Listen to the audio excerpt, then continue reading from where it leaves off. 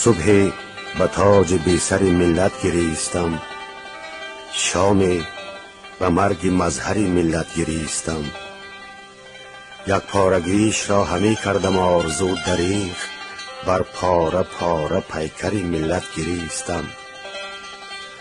با چشم خیش دیده زوال یگانگی، بر امت و پیامبر ملت گریستم. چون نه سری نه سروری بود این سرای را، من بر جنازه سر ملت گریستم. در راه راست میخورد هر دم سکندری، بر قیصر و سکندر ملت گریستم. زنگ درا ز گردن استر چه نغمه است، بر زنگ خورده افسر ملت گریستم. خون برادری به برادر روا شده است، بر مدفن برادر ملت گریستم. از بس تلافی به تلف ها نداشتم، هر لحظه در برابر ملت گریستم. گهواره ها تهی شدند از طفل و گریه هاش، بر فخر هر مظفر ملت گریستم.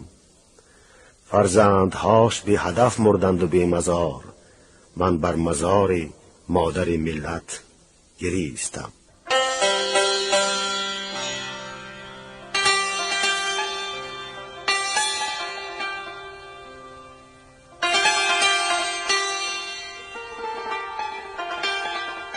جبر تاریخ یگان قوم ندیده است که ما، زهر تاریخ نژاد نچشیده است که ما.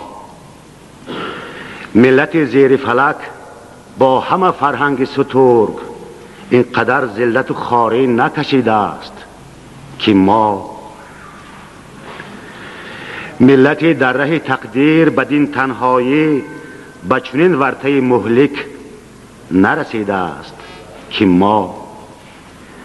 ملتی از قلم رفته بر اعمال بشر، اینقدر بوی عقوبت نشمیده است که ما.